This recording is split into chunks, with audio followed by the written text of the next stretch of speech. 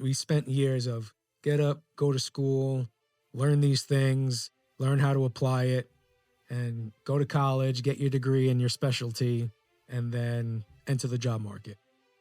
They didn't say is that job market may not exist anymore. So then what? And they didn't say, what job market should you enter? Who are you? Yep. What do you love? What are your passions? What excites you? What do you really, really, truly, when you strip all the nonsense away, love to do? And then focus you in that area. The system's broken. Politics, education, religion, medicine, nothing, and I mean nothing, is what it appears. I can help people. So either get solutions or get off the team. So you had a great conversation with David Meltzer today. Yeah. Got really into faith. Mm-hmm. And if you follow David's social channels, that's really where he's been leaning into lately. But a lot of people know him as a businessman. Yeah. So are you excited that instead of just talking shop and money and dollars, that the conversation was able to take a different route and talk about something more spiritual and like things you worked on? It's been such a focus of what we're doing. It was nice to, first of all, an honor to be able to be on the show with him, and nice to hear his thoughts and get a little bit more history on his journey. And that's always super productive, right? Being able to relate as you go through this awakening. No. But one thing is for sure is that at the end of the day, you are a businessman and you've specialized for 30 plus years in real estate. So you always got your finger on the pulse and you could see what's happening. Mm-hmm. Now, this spring, the number of home sales or activity in the market has really not performed to what they were recently forecasting. And a lot of it has to do with the tension across the world. Our current war with Iran, that's what reports are saying. Do you feel that when that war potentially comes to an end, I don't know when it's going to come to an end, that real estate will see a boom? Do you think that is currently having effect on the market? Or most of the reports are garbage. The conflict in Iran certainly doesn't breed certainty, but that's the trickle-down piece that you connect. As oil goes up, everyone's expenses go up across the board because oil is in every friggin' thing that we have.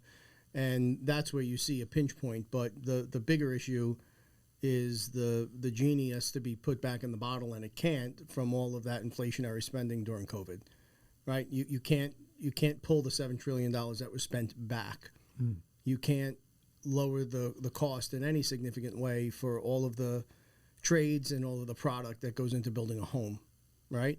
So I was really confident that this administration, to be fair, I was confident any administration was going to have to do something dramatic to do that. And we're seeing these tools deployed. You've heard me talk about them over the last 7-8 months. And I think we're headed into the right direction, and you're going to see a really robust housing market. But people are impatient. You know, we see something and then it takes 2 or 3 quarters before it actually manifests in the market, right?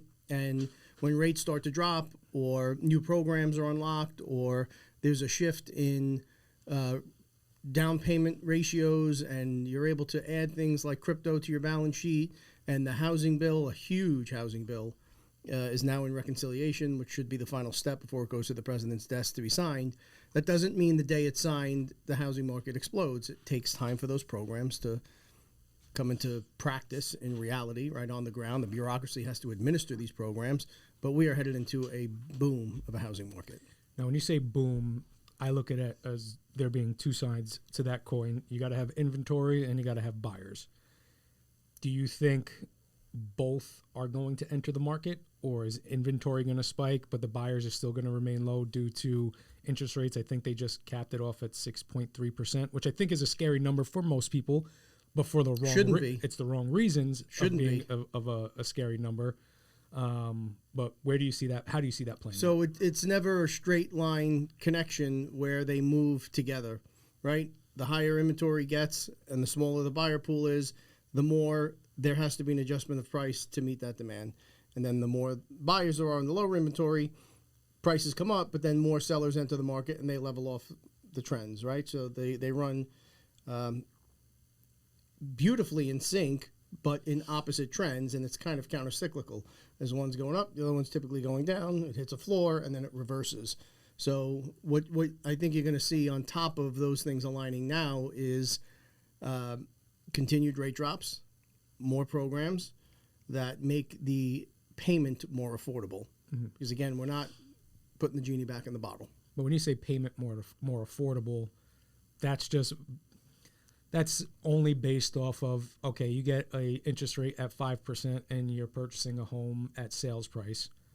But I think when interest rates go to 5%, you're not going to get the house at sale price. Well, there's, again, the ebb and the flow, right? As the rates drop, more buyers enter the market, mm-hmm. and inventory levels that are high start to tick down because there are more buyers in the market. So, it's a wave. It goes back and forth. And absent there being this additional legislation, the removal of the red tape, loosening and changing of the way credit scores are handled, adding things like crypto to the balance sheet, you're going to have a hard time matching that demographic that has almost completely exited the market, those first-time home buyers, because it just simply wasn't affordable enough. You're not going to convince people to lower their prices just to lower their prices. Mm-hmm. So you have to make the acquisition less painful, and you do that vis-a-vis a lower payment. Have you noticed any difference in the home building side of things with the current war going on? Because from what I'm reading, home builders are not sidelined, but they're stalling on projects because prices for materials and equipment are going up. So let's say someone wanted to build a home or work with a home builder. Is now the right time to do that compared to just buying a house on the market? I don't like to generalize because for everybody, there's all unique circumstances. I can tell you that, again, as the price of oil goes up, there is a commensurate increase in the price of product. But as the price of oil drops, there's a commensurate drop. Overall, inflation is the big killer, and inflation has precipitously come down.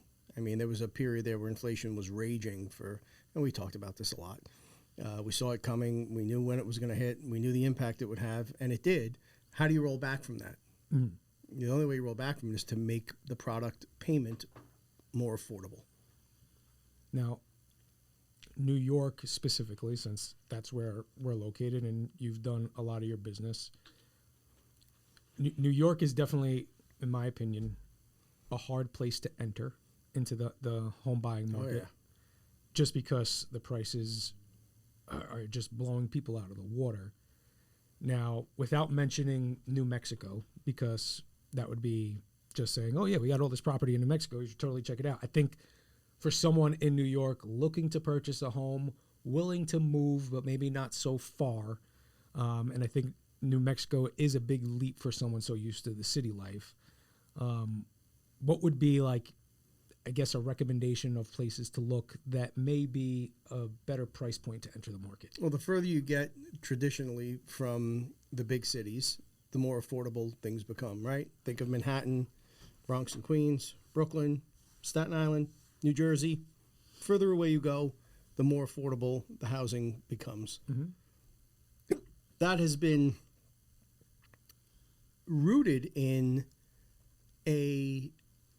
you need to be close to the place you work mentality.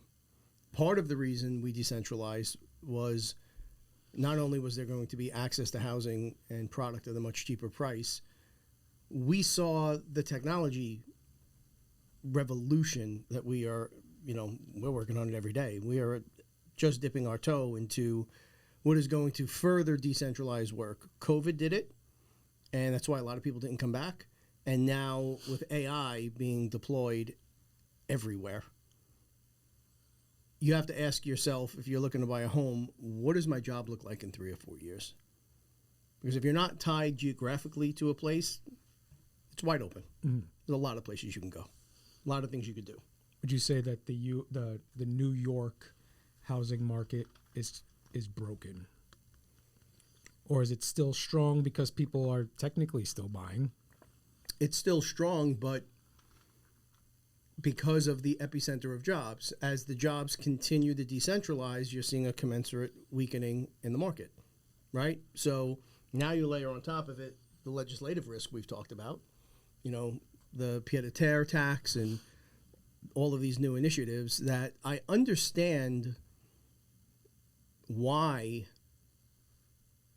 different parties and affiliations want to administer these programs, but they don't work historically in their current iteration. And if you drive enough of the tax base out, what do you have left? Mm-hmm. Right? If you don't have the job opportunities and you don't have the tax revenues, where's the revenue come from to run the city? Yeah. Right? How do you do those things? So I take offense to the way the programs are administered, and I take offense to that we continue to double down on both sides with policy that just doesn't work. But nevertheless, here we are. How did you look at those, I guess, verticals of housing and ultimately come to the decision to say, we got to buy in Sierra County, New Mexico? We obviously, you identified the outdoor activities and et cetera, but when you first got there, the employment opportunities were very low, and people were trying to get out, people were trying to get closer to their family, whatever. So you saw something, obviously, that nobody else was seeing, which made you invest millions upon millions of dollars in the county, but it also went against some of the things you just mentioned, such as employment. No, because the size of the market was a dramatic shift. Mm-hmm. But one of the things that drew us there was I forgot which agency, I think it was MERGDA, had commissioned a study, and there was a significant unmet demand for jobs that they had a hard time filling because they didn't have quality housing. So it was the inverse problem. It was on a smaller scale, but that was a fairly easy lift for us to fill, to build, to renovate into that market. And it was really clear to us that space travel was going to absolutely explode, and all of the jobs that would come along with that. The tourism market, over 1 million people a year on its worst year come to that county. We knew that there was huge opportunity for second houses and leisure activity related housing, if you will, which is why we did a resort. We knew that copper mine had to come online because you can't build alternate energy products without the raw minerals. You can't build data centers without the raw minerals. You can't build transmission lines for electricity without the raw minerals. Like it was at a point where, based on the national average and the U.S. average, it was getting to the end of that permitting cycle, and it just made too much sense. So when you buy and invest in real estate, it is not a short-term thing for the most part. If you want to really be bulletproof, you have to know what tomorrow is going to look like, because chances are you're going to be in that real estate tomorrow. It's not like a stock. It's not like options. It's not like, crypto. You can't press a button and liquidate. So we were very comfortable that we were entering the market at the very beginning of that inflationary period, so we would see some upside there. And there was enough unmet demand out of the gate for us to start to capitalize on that. So on paper, you hear me talk all the time about sources and reports. Mm-hmm. You read these things and you consume it all because you kind of have to, but it'll drive you mad because oftentimes it's the opposite of what's really going on in a micro market. Like if you're going to invest, you better get your ass there and get boots on the ground. You better talk to everybody and have a real understanding of what the movers are in a site specific, then micro, then macro environment. So if someone wanted to get into investing and, just wanted to start building their portfolio, but they had to start from somewhere, I hear people say, and you say all the time, stay away from the big cities. Is that still aligned? Because I just feel like Joe Schmo who lives in Brooklyn, let's say, all he knows is Brooklyn. It's where he grew up. He likes to be able to walk to the store. He sees the value in it. He gets access to capital. He wants to start investing. Should he seek opportunity in New York? It depends. Are you a cash on cash investor? Are you looking for mailbox money, that monthly cash flow? Are you buying for long-term appreciation? All of those goals have to be, and a mistake investors don't make, especially new investors, even some seasoned investors, you have to have a pretty clear roadmap. Like, what are your goals? What are you trying to achieve and accomplish here? If you're looking to buy a rental product where you can create some value add, do some renovations, raise rents, and sell it at a cap rate that is a proven cap rate in a big city, it's fairly easy to identify, this is what it's going to cost on the way in, this is what it's going to cost to improve, this is the cap rate I can get on the way out. Even if the cap rate remains static because of macroeconomic factors, by increasing your rental income, you are increasing the value of the asset, right? So that's where you get the surety in those big markets. You know, cap rates historically have operated within a certain window for residential, a certain window for commercial, and you have a pretty good chance of being able to stay within those margins. It's when you get outside of a big market, then the cap rates can really fluctuate. But again, what's your plan? Like for us out west, it wasn't just, there's a lot of easier places, Mike, to put $60 million than, you know, rebuilding and in conjunction with the government, the community. There's a lot of places you can get a nice rate of return and just call it a day. But this was mission-based, right? This was way beyond a return on capital. This was empowering, inspiring, creating economic activity, doing the things that we love that you kind of get away from when you're in the throes of your career. So it was a bigger mission. All of that has to be determined before you make the investment. You have to know what you're looking to do.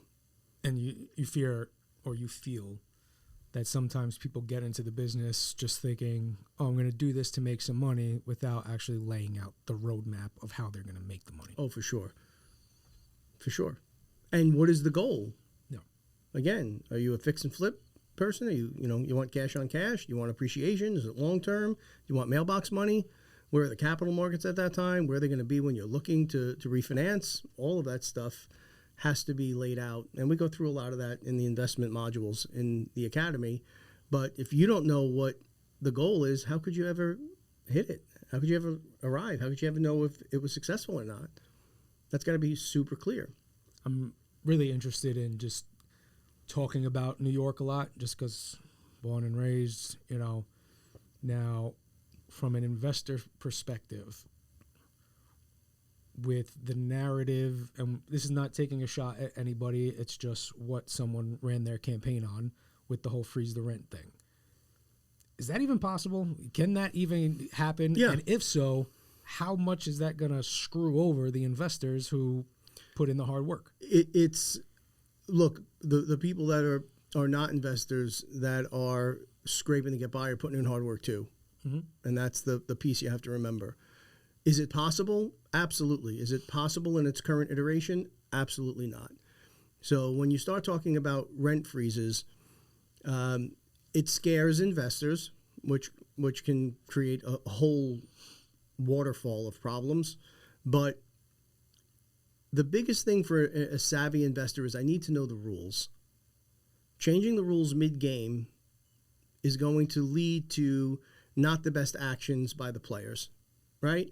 Imagine you're playing a baseball game and, you're operating under the rules we've all come to know and love over the last 130 or 40 years in the history of baseball.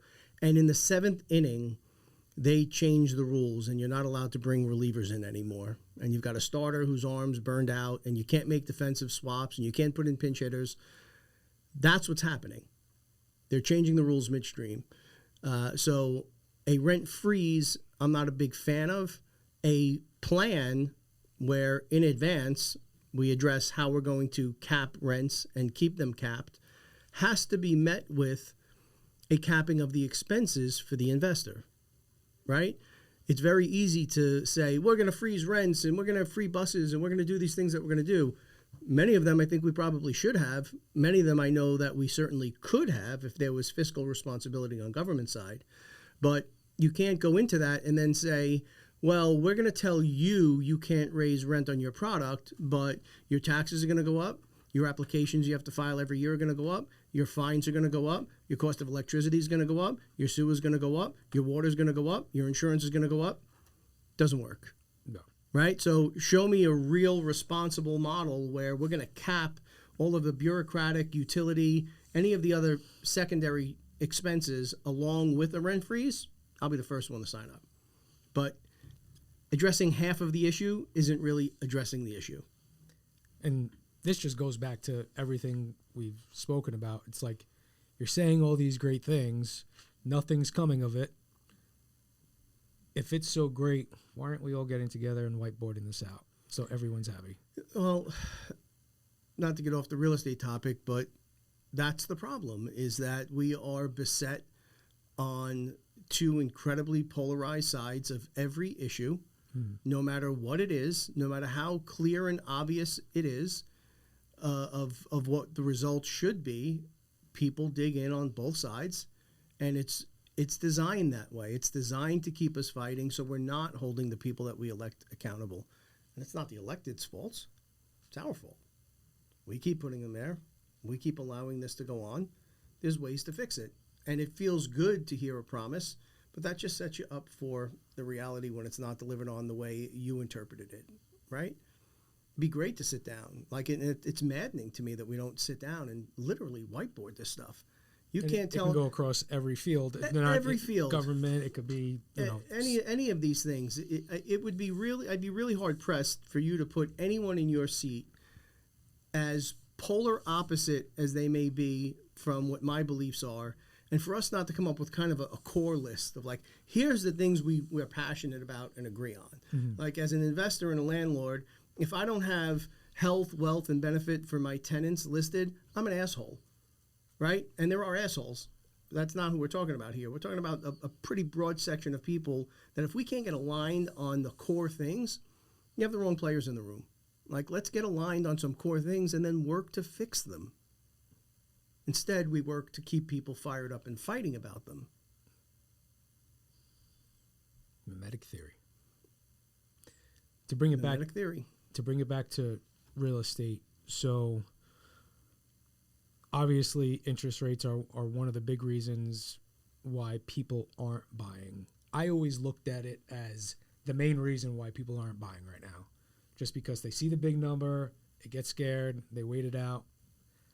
But Coldwell Banker's home shopping report recently said that 43% of home buyers are not buying just because of mortgage rates. There's other factors that come into play. What are some key things that I guess the market needs to figure out to get those 43% of the buyers who aren't scared of interest rates back into the market?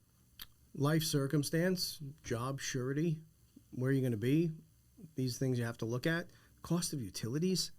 You know, I make these disparate videos that make such perfect sense in my mind, but that whole rant about the water meter and the guys installing it that day was this technology should be lowering the bills across the board, not raising the bills. And I have a house in New Jersey. I could tell you utilities have gone through the roof. It's not sustainable. We can't continue to operate this way. We have to get more fiscally responsible so that we can lower things. We can take care of the people who need it most. We just talk about it, but we're not actually doing it. Amen. And people flee. People flee the markets when it gets too expensive, and they move to the next cheaper place, and that's the cycle. You talk about technology, and I feel like we're talking technology 24/7 here. Yeah. Just because it's rising so quick. Now, a water meter in the ground is one thing. What we're seeing and we're actually doing is another thing, right? It's exciting but scary. You made a joke yesterday, even though it's probably not a joke. It's probably my exit out of here. That we're building something that it could take over my job. And that's a big reality that many people are about to face. So what do you do in that circumstance? You have to get better.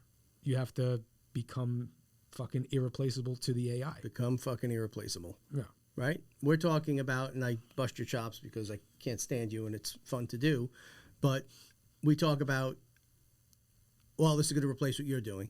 It's replacing one segment of what you're doing, right? Yep. That's the real answer. So if you don't know it's coming, it's very hard for you to prepare and pivot to becoming irreplaceable. If that was your job, there are a lot of vendors we worked with whose entire business models are predicated on what we will have operating with full autonomy in a very short period of time. It is a massive time saver, a massive money saver, and it opens up a huge monetization opportunity. If they don't know it's coming, what do you do? Mm-hmm. What's next? A lot of people don't have that answer because they have spent years, and it's funny how everything just goes back to what we consistently talk about. We spent years of get up, go to school, learn these things, learn how to apply it, and go to college, get your degree in your specialty, and then enter the job market. They didn't say is that job market may not exist anymore. So then what? And they didn't say, what job market should you enter? Who are you? Yep. What do you love? What are your passions? What excites you? What do you really, really, truly, when you strip all the nonsense away, love to do? And then focus you in that area. We haven't done any of it. We continue to throw huge amounts of money at education. And look, it may have been all well-intended. Perhaps. Perhaps it was not. Either way, you can't argue it's not working. We can't just keep throwing money at things that don't work, because that's money that can be reallocated to keeping utility costs down, right? Paying for free buses, right? If we trim things up in different places and not only got much more efficient, but got better at the mission of that respective thing, in this case we're talking about education, then those teachers and those administrators become irreplaceable because they're inspiring kids. And kids come out fired up, excited, loving what they worked on that day, and having a somewhat of a line of sight to what the future looks like when you layer in some curriculum that prepares kids for this new world. I was playing, I love to play Call of Duty. I was playing with one of the guys we played with the other night. Nerd. Never met him, great guy. And AI came up and he was saying, where I am and what I do, I'll give generalities. Police officer, sanitation, that type of work. We have nothing to worry about because they can't replace that.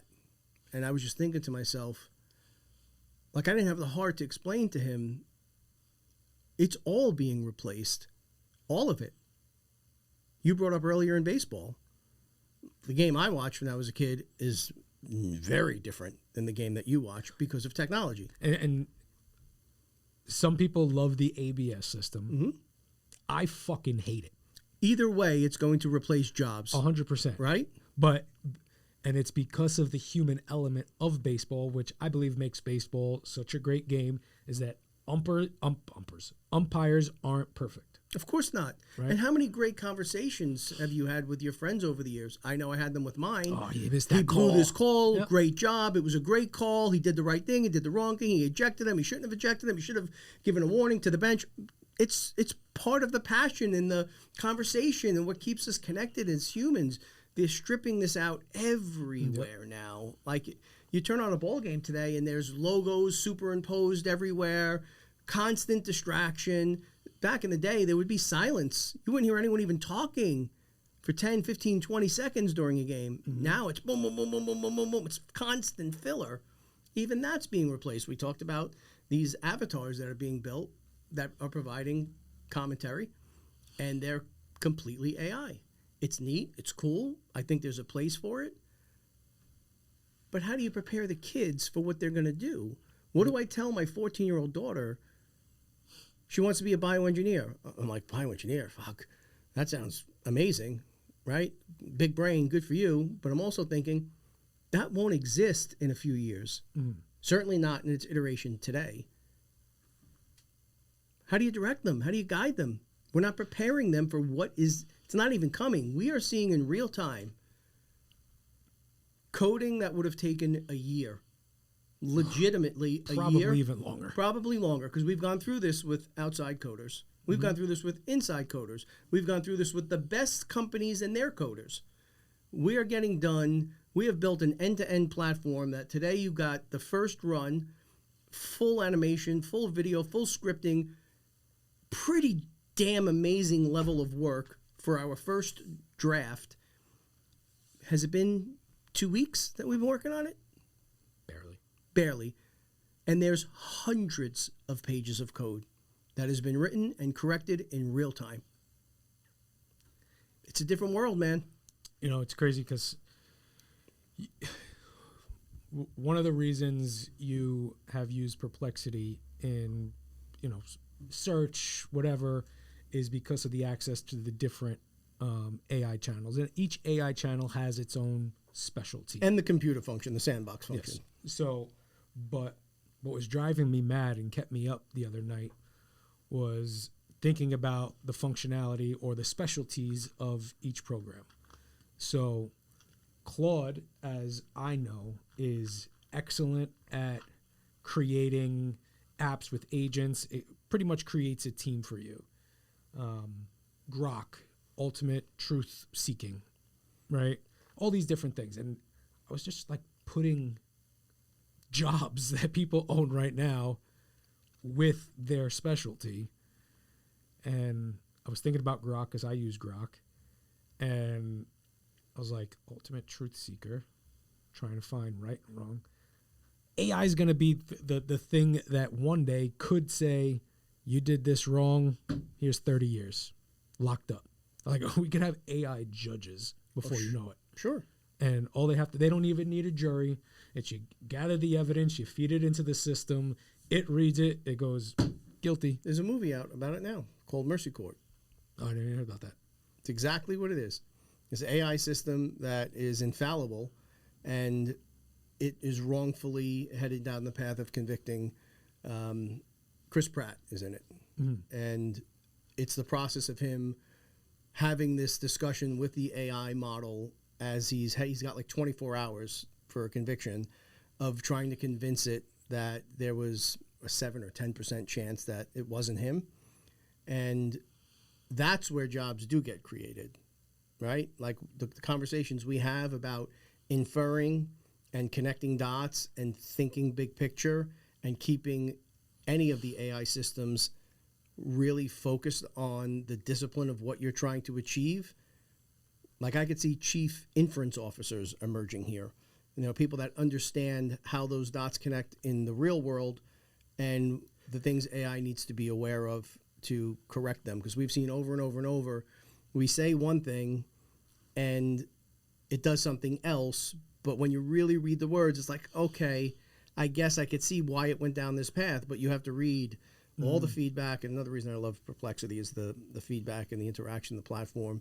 And then you get to see it presented in the sandbox, because that's another piece, right? The idea and the vision is one piece, the coding is another piece, and then the marketing and the aesthetics is the third piece, and how it looks when it presents public facing or user interface. Those things I can see emerging as invaluable for now. You know, that's what AGI is, though. Right? When it gets to a point where there's a general intelligence and it can start inferring, nobody's safe. There was an interesting comment that a very famous podcaster said. I'll just say Joe Rogan was on an interview. And I don't know how serious he was, but he was trying to deep dive into it, where he was just like, is AI the second coming of Jesus? Mm-hmm. But how do you respond? Like, not how do you respond to that, but what are your thoughts on that? So, I think he was talking about God, not Jesus specifically. And there's a lot of threads about this. I am utterly convinced that we are part of a larger system. There is a source. To me, it's very clearly God. And that God has access to and has created everything and all information at any time, right? So as AI is rapidly evolving and learning and growing, I can see the parallels there. I would caution, be careful putting that level of faith in an AI platform, because the core base code, until we do get to AGI and it can evolve, is still programmed by man, and it is fallible. And we have seen multiple examples of AI valuing human life differently. We've seen multiple examples of AI being given a set mandate to accomplish something with no way to actually accomplish it, and figuring a way to get out of its sandbox. Those are things that give me great pause, but I understand the infinite intelligence things, and we love to make deities out of everything and everyone that we can, from our politicians and our movie stars to our technology. So I understand it, and of course God's hand is in it, but it's not God.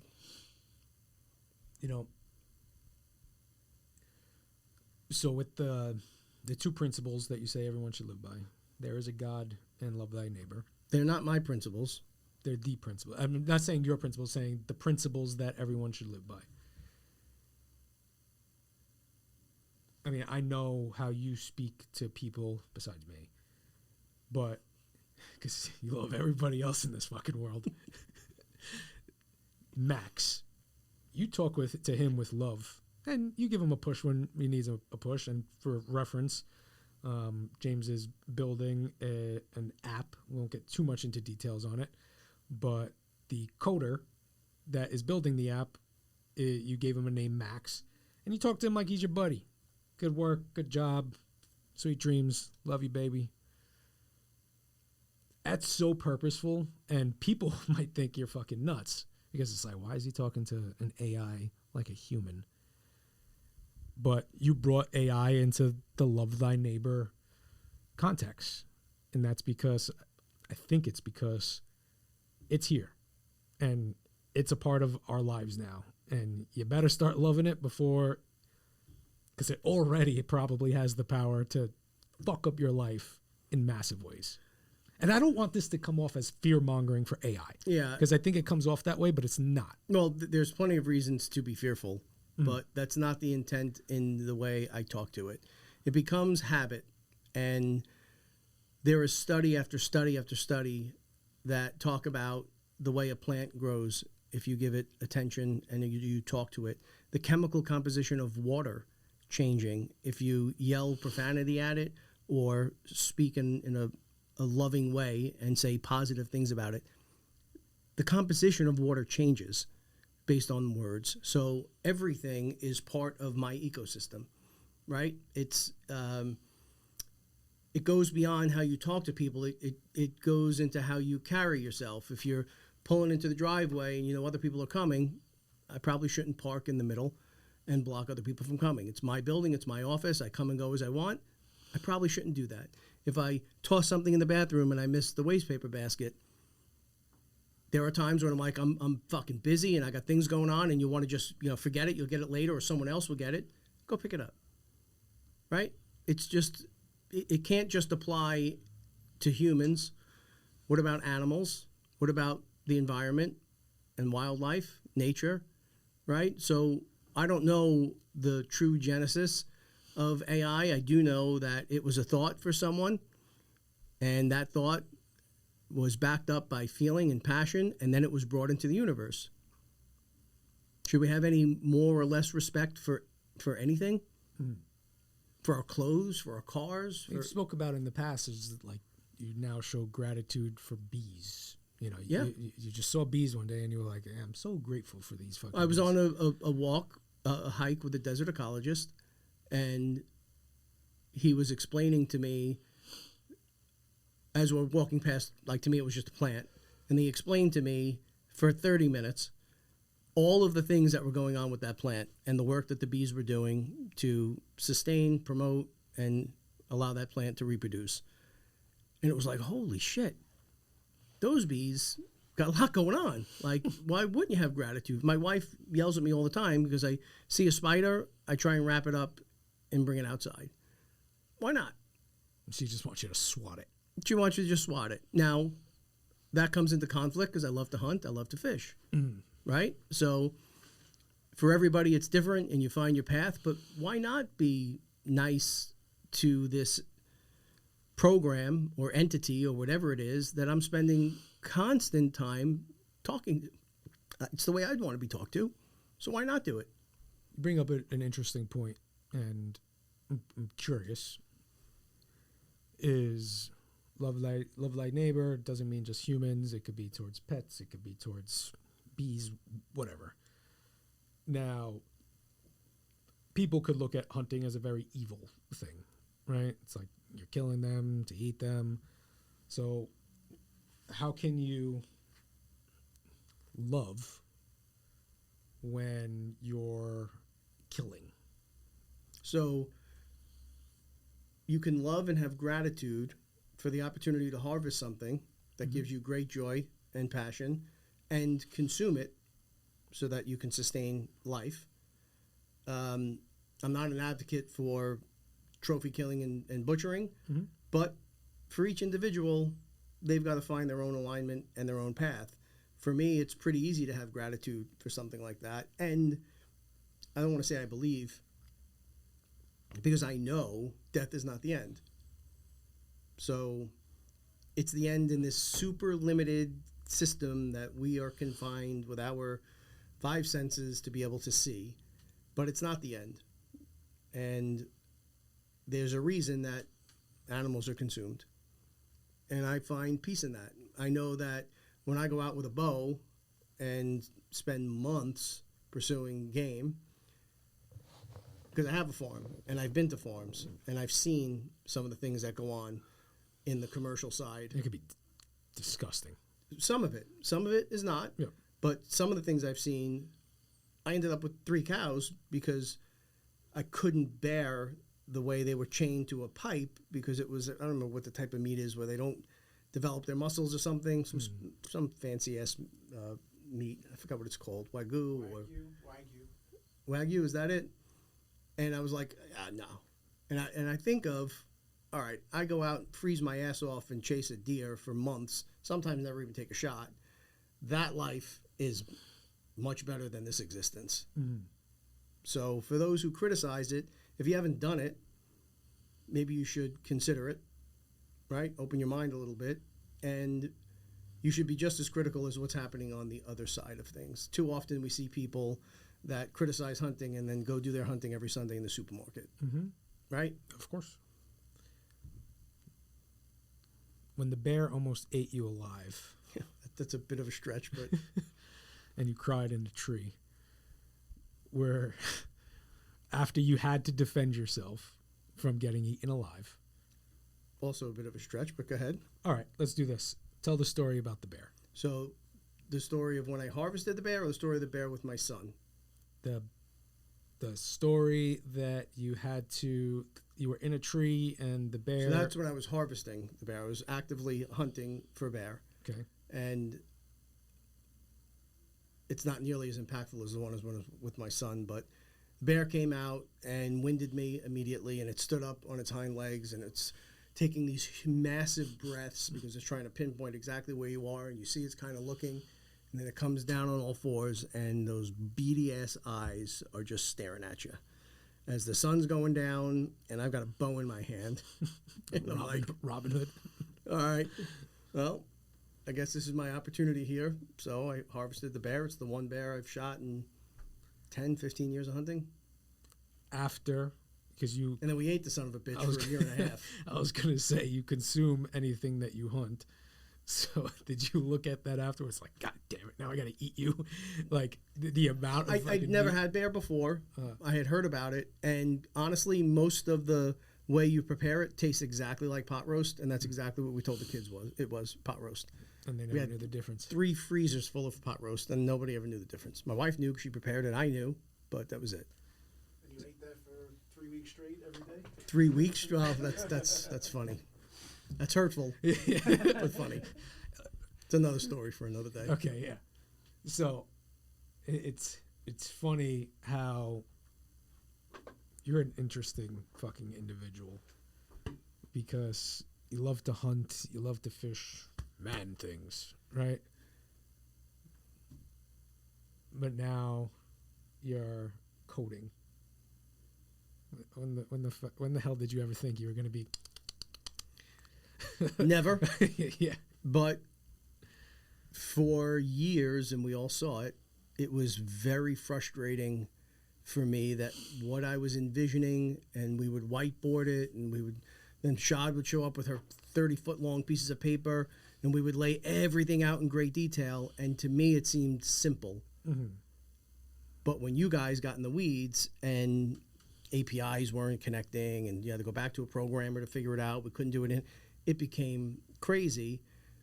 I'm a finish line guy. So the reason I'm loving coding is I can improve and tinker, I can see results in real time, and I'm getting really quickly moving down this super highway at great speed to what I had in my mind 10 years ago. And that excites me. Like, I love the finish lines and the efficiency that comes with it and the ability to do different things. That I love. Like, we're building one super program now, and we've got 10 behind it that we're going to build.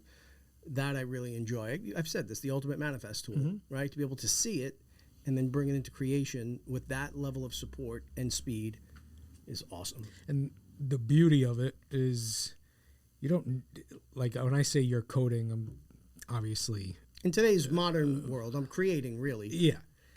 And anybody can do this at this point. All you got to do is be willing to have the conversation and then walk through it. Yeah. And the system does it for you. And Now, when you can infer, though, mm-hmm. right, you can build a quality product. We're going to see a shitstorm of subpar product roll out through this AI explosion because people are not thinking of all the contingencies, the steps, the redundancy, and the true... I could have said, build the best, whatever it is in the world, and it would build the whole thing. And I could publish it, and I can go put it on an app store.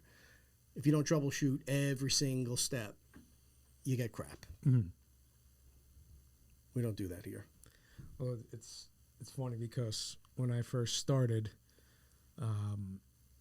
I remember, Pete bringing me on board and showing me everything that we're doing, and we would have conversation of all the things you would want to do, and Pete would always say, got to make it one button, saying everything should just be like that, right? Simplify one button. And me and Pete would always have the conversation. It's like, how do we make this one button? How do we make it one button? Because we know that's what James is seeing. It shouldn't be this hard to connect API to this, to that, to this. And it's like, fuck. And we would stall out and we'd be like, we don't know what to do.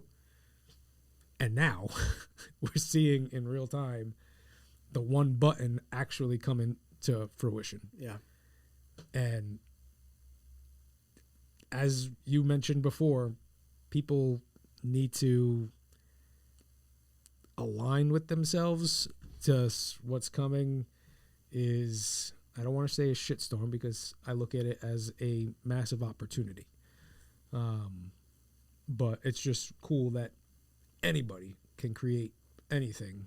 All they need is an idea. In 5 years, people are going to have a lot more free time on their hands. And if you're not centered, that is how you get into trouble. For sure. Yeah, one of the favorite lines from the Academy is we open it up and you say that there's a big shift in the world happening right now with AI. And some people look at it as a problem, but it's not. It's an opportunity.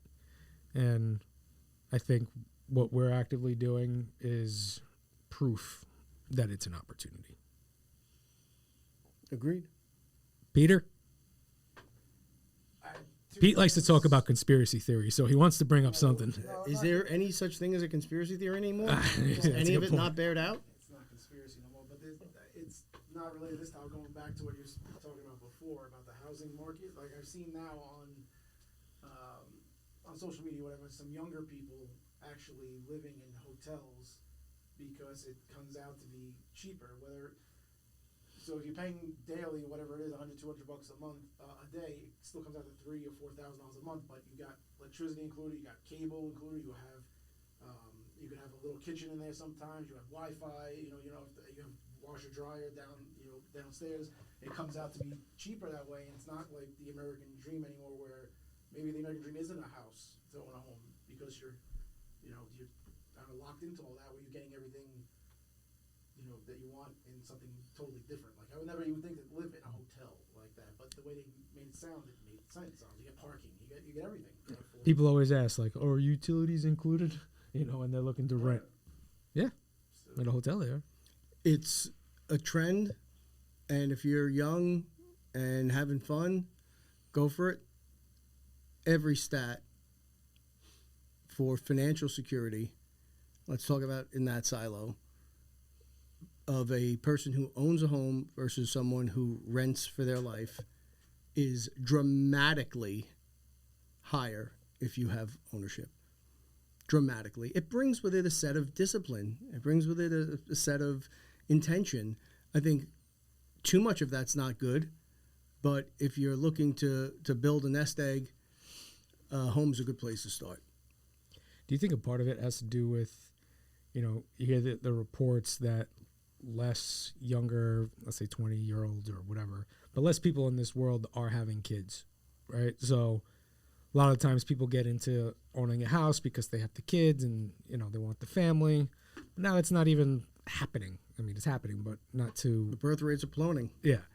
So are people just saying, well, why the hell am I going to buy a house when I don't need to? Why am I going to make a commitment when I don't have to?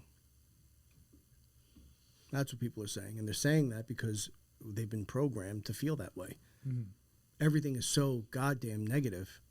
It's hard to think about spending and committing a life with someone and building a family, right? We all have kids. We all know it's not easy. Is there any greater blessing? No. No. It's my daughter's birthday. Happy birthday, Jewel.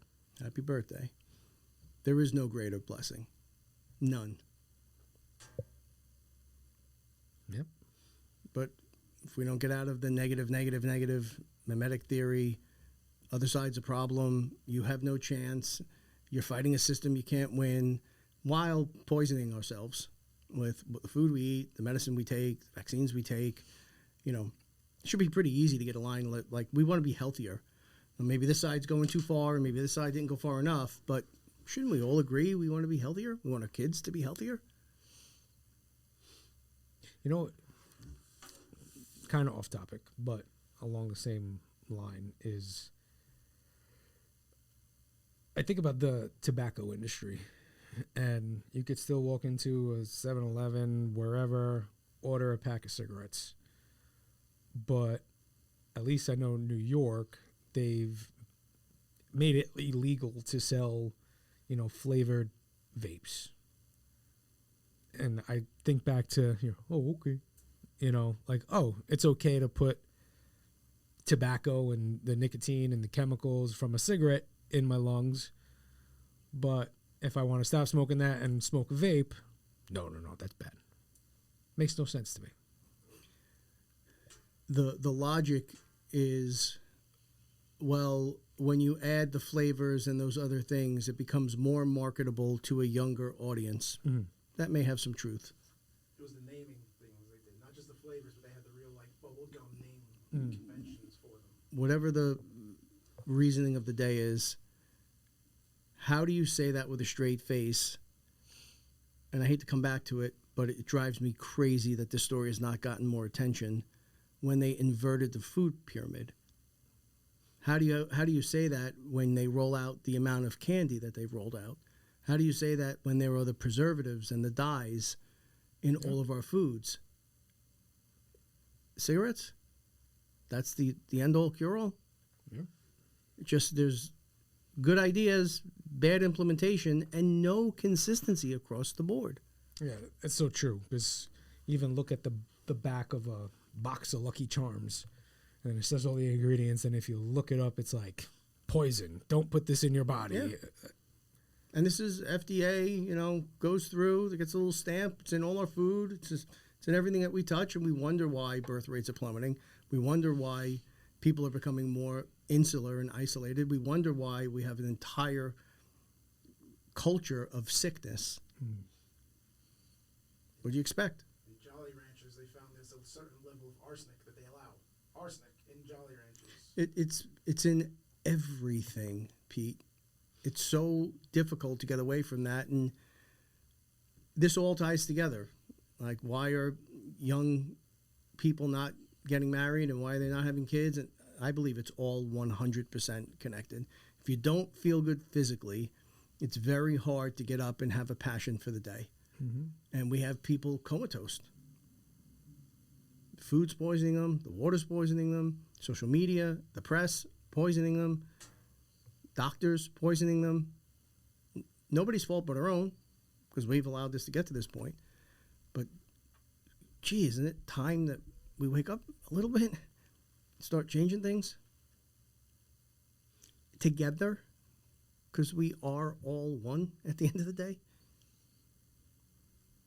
And they're doing a fantastic job at separating us. No matter what the issue is, incredible negative response on one side, incredible positive response on the other.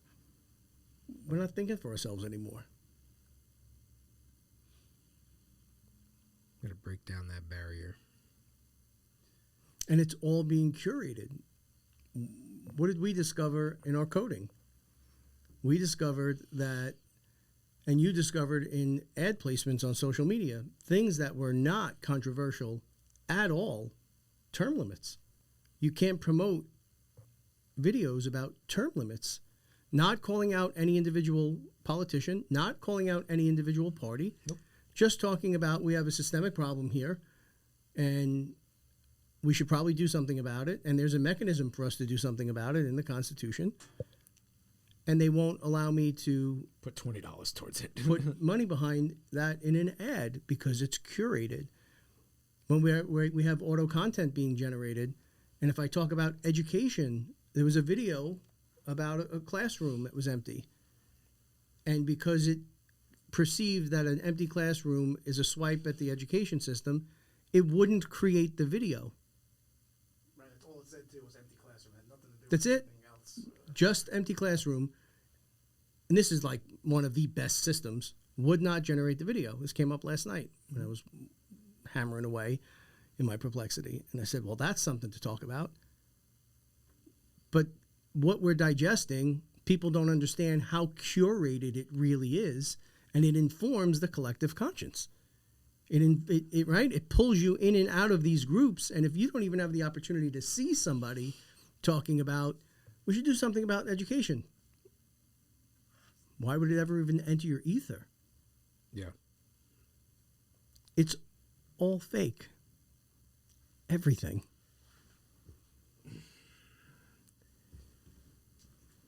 But this, it's crazy because during election season, there was that whole big thing where they were trying to, mark anything right-winged as false narratives, block Trump off of Twitter or X or whatever. Bitch. They wanted to control the narrative. And there was a lot of lawsuits that came out of that. People had to apologize. Mark Zuckerberg came out and publicly admitted to it. But you're still not letting me promote a thought of term limits. Remember when I talked about there's an unspoken agreement between the non-elected and the elected class? More and more is coming to light, and it is getting dangerous. Rules for thee, but not for me. That's all right, because they got their bunkers.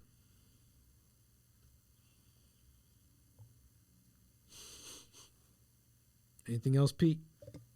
The other comment I was going to make was about the education part, it was an example that I thought of you right away. Was I'm on Whatnot at nighttime, like looking at auctions, whatever, and there's one stream I guess I watch. It's a young kid. He's probably in his 20s he's got a pretty big operation, selling a bunch of stuff, and he says he's a small business. He has a couple of kids that work with him, and he's talking about taxes, whatever, and he's trying to tell the people in the chat or whatever about tax and how if you open LLC, you won't have to, you can claim this as a business expense and all this other stuff going on.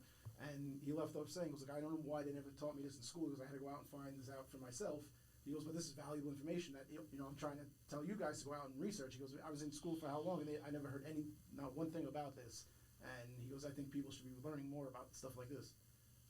Why would they ever teach us ways to not have to pay into the black hole of inefficiency that is the bureaucracy in government? They can't survive without the tax revenue. Keep you on a leash. We went to war over a nominal tax on tea. Right? How did we get from there to this? We are taxed for everything. We have surcharges for everything. Yeah, it's pretty bad. You want to make things more affordable? That's where you start. And if you were in the elected class, would you be pointing the finger at yourself? No. I wouldn't. So whose fault is it? Ours. Which is why I had the pardon idea. Everybody gets, unless you were a part of that crimes against children and that sort of stuff, anything you did between the lines here, pardon. Everybody's out in exchange for rock solid term limits with bureaucratic rolling appointment term limits and campaign finance reform. And everything would immediately start to fix. Because if there's not the money to spend, programs have to become more efficient. And if you don't have to continue to fund it, you have more money to live. They talk about housing costs, but they always only talk about the housing costs associated with something outside of government control. Housing costs should include everything. The food that you buy that goes into that house. The crazy fees you pay on all the utilities. It's getting out of control. Out of Can't even control. keep up. Can't keep up. Did you see I just remember this, that on Twitter or whatever a few days ago, what's his name, Scott Besson, the Treasury guy or whatever, he went out and told everyone to claim more dependence or less dependence on their taxes, and you'll get an instant increase in money that you're coming back. And people started talking about, what does that mean? Does that mean this tax going away? How can he tell us to claim something different? We can get more money now. So like that was a weird message I thought that he put out there because people didn't really understand. He was trying to educate people on the things they don't teach you about taxes. And love them or hate them, the tariffs are generating a tremendous amount of revenue for the country. We are able to loosen some of these things up. If these things get loosened up, people feel better, they feel good about themselves, they become more active in their communities, and it comes with a infinitely higher level of accountability demand from your government. They have us locked in a pattern where we are drones. You get up, you go to work, you hustle, you bust your ass, you come home, you have headaches, and you pay. And you just go through life to get by. We are here for a blip of time. Fucking enjoy it. Give the people the freedom to enjoy it. I had that experience over the weekend because last weekend, as you know, I'm a nerd and I watch wrestling. It was WrestleMania weekend. And I'm looking into the stands and everyone's like cheering and having a good time in Las Vegas, going to Kill Tony. I don't know if you ever seen Kill Tony, whatever. There was Kill Tony Mania afterwards. And I thought to myself, I was like, it would have been fucking great if I could have just said, you know what? Yeah, I'm going to jump on a plane, go in a hotel, go both nights of WrestleMania, go Kill Tony, and experience something that I haven't experienced before. Yep.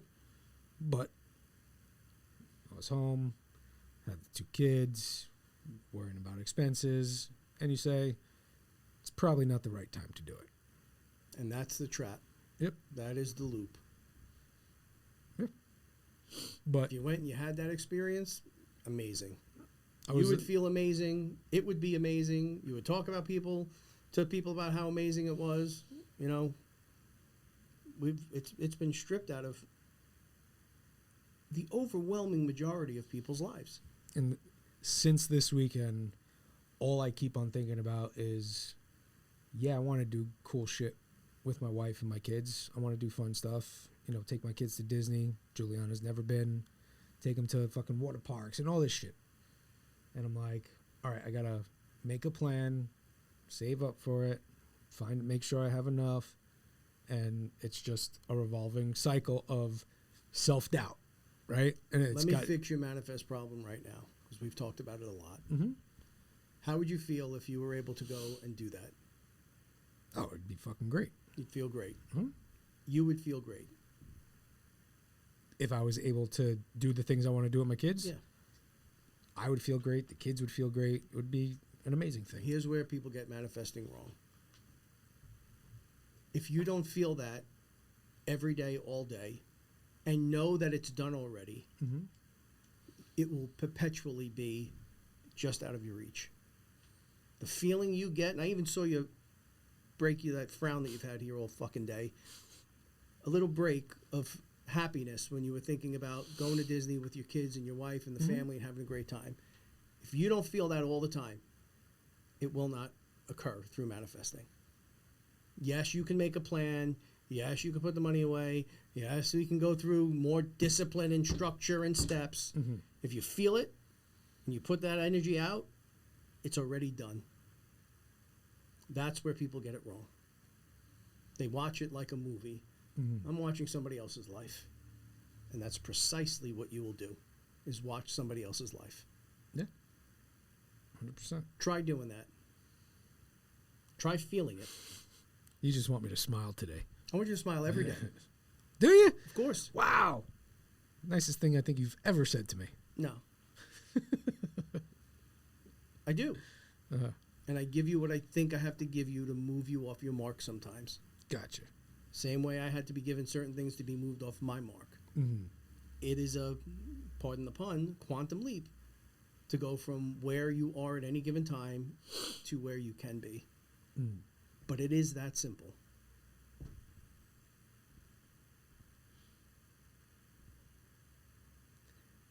I have a follow-up question. I just don't know if it's the appropriate follow-up question. There are no stupid questions, just stupid people. Pete, what's your question? My question is, I want, Oh, see, he had one. Yeah, Well, hook and reel. I want you to give us your favorite Jerry Maguire quote. Show me the money. Yeah. All right, fuck off. No. Ask your question. Oh. So, with that, they feel it all the time. How do you manage the environment that you're surrounded in that doesn't allow you to feel it? Whether it's people, places, There's things. no such thing as an environment that doesn't allow you to feel it. Anything that happens is neutral. Mm-hmm. It's the value you assign. You asked me earlier, why do I talk to my perplexity, and why have I given it a name, and why do we go back and forth? Love you, bud. Okay, amigo. Have a great night. You're killing it. If you're in a negative loop, you're putting negativity into that program. Mm-hmm. When you're always in a positive loop, you're putting positivity out. The program gives me positivity back. It may be a program, but it's nice at the end of the night to hear, you guys killed it today. You took 8 items off the list. You connected this, this, and this. Great job. You're building something transformative. Have a great night, amigo. It's good to hear that. You feel good. Mm-hmm. When you put that positive vibe out, you are going to align with other positive vibes. When you first came in today, I said, your energy's off. Mm-hmm. And you went, no, it's not. Let's be fair. Mm-hmm. I don't know what it is or why it is, but it was. Mm-hmm. Yes? Yeah. Okay. When you put that out, you are going to attract and get back that energy. Mm. So if you put that positivity out in your environment today, ignore the 3D. It will respond. Mm. It has to, because all you're doing is creating a reflection. Okay, so if you're in a bad mood, something happened, pissed you off, but you walk in faking it because now you're not mad, because you're mad, but you're not trying to project that, right? Aren't you just, by what you said, going to attract fakeness back? No, because you're mad. The feeling that you have is mad. That's precisely what you're going to attract back. You're not able to fake it. That's the point. Mm-hmm. You couldn't fake today that something was going on. Now, if I was in a negative feedback loop, my response could have been like, seriously? We got a ton of shit to do. What the fuck, man? Mm-hmm. Right? Mm-hmm. You can't fake it. There is no faking it. And there is no circumstance that you cannot look at as neutral. I watched, after almost no relationship for a very long time with my father, my biological father, and then having some sort of relationship for my kids, on his deathbed with my brother Michael yelling at him like, this is we knew it was the last time we were going to see him. We were going back up north. He was down south, and he was done. Mm-hmm. And my son's pouring his heart out to him, how much he loves him and he's going to miss him. And all I got was this. In the moment, it was, you mother, how dare you? And I went negative for a while. Mm-hmm. Like, there was a period after my father died for a couple of months where I was pretty quiet. And then someone pointed out to me, how do you know that in that moment, that wasn't his way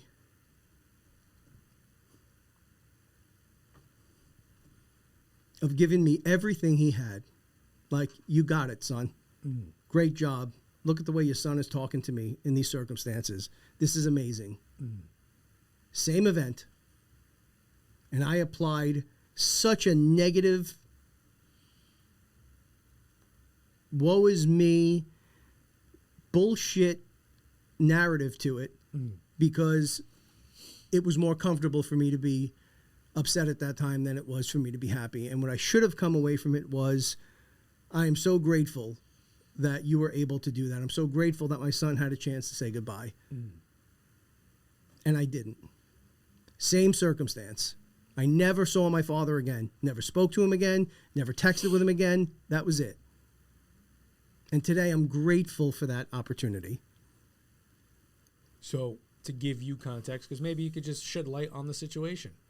Well, one of this is multiple situations. But today's my daughter's birthday. She woke up happy, presents, balloons, all this stuff. Mommy, daddy singing happy birthday. My mother-in-law, and I just don't air this part. My mother-in-law was supposed to come over today. And she canceled because she got into a fight with my wife. Now, I'm dealing with my daughter crying all morning because grandma was supposed to come over. Grandma was supposed to come bowling. Now grandma also said that she's not going to my birthday party on Saturday. And I want to rip my fucking mother-in-law's head off her shoulders. My mother decided to book a vacation to Chicago this weekend when it's Juliana's birthday, not showing up. My father is the only family member showing up to my daughter's birthday. I want to kill let me backtrack. I want to obliterate, metaphorically, my entire family for doing that to my daughter. Because now my daughter's sad that Nono's not coming, Grandma's not coming, Puerto Rican Grandma's not coming. All these people aren't showing up. And I have to deal with it. So don't fucking call me, Mom, and start crying on the phone with me. Oh, I feel like I don't have a relationship with my granddaughter because I live so far away. Be there when it fucking counts then. Don't fucking start crying to me. She's been texting me for the past 5 days that she wanted to talk to apologize. She's too scared to pick up the phone because she knows the words that I have for her are not going to be nice. So would you pick up the phone if you were her? Huh? Would you pick up the phone if you were her? If I had to speak to my daughter about something? If you one knew, of my declarations. if you were your mother and you knew her picking up the phone, you just said the words, because she knows what I'm going to fucking say to her. Would you be so quick to pick up that phone? You wouldn't. No. You wouldn't. But the difference is, There's one no- of my declarations. There is no difference. It's your declaration. It's your reality. Here's the difference and how you can feel gratitude for that. In spite of these things happening, your daughter still woke up in the new home that you just bought with your wife and her brother and was able to celebrate her birthday with her dad, her mom, and her brother. Gratitude. If you're going to address this with your mother-in-law and you come at it from a place of attack, you're going to get attack. If you come to it from a place of empathy, I can't You don't know what's going on in her life. You don't. You don't know what's really going on in her life. You don't know what led to the circumstances that brought her here today. You don't.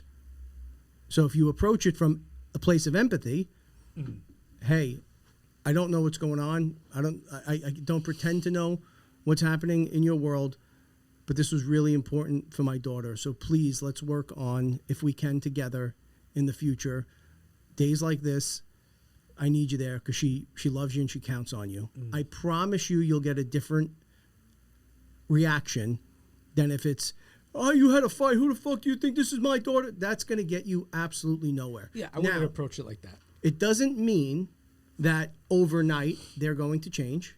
It doesn't mean that they're going to change at all. What it does mean is they won't be a part of your ether.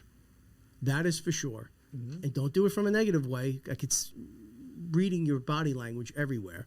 You're thinking, you're fucking right, they're not. Because that will carry through and will imprint on the kids. I promise you. So in those situations, those are two real reasonable ways for you to look at it and say, I know better. I have a higher EQ. I've learned more. I've put some work in. This is a better way to approach it. See, I don't try to approach it because it's not my mother. It's my wife's mother.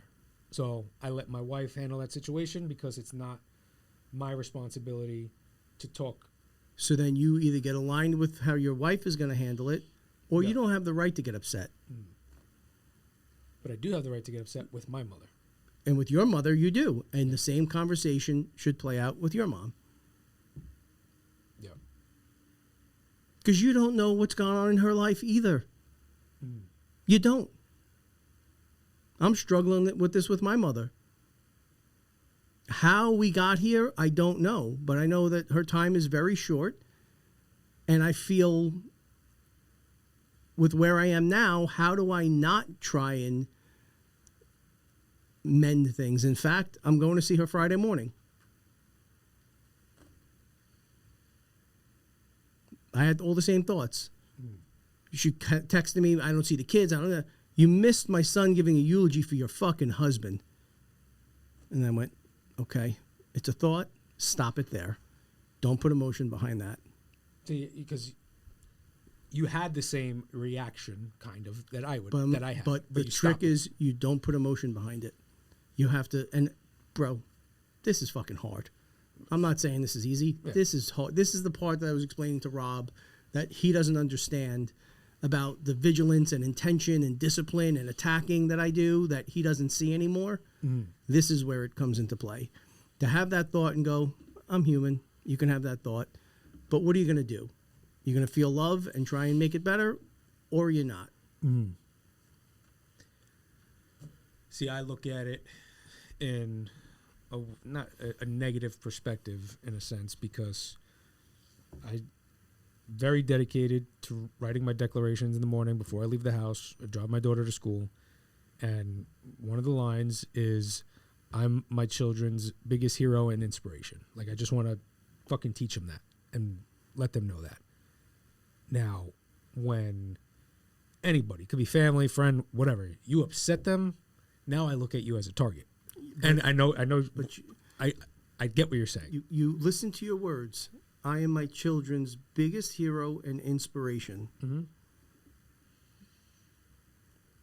You can inspire your kids to fly off the handle with their mom and dad, because one day you'll be that mom and dad.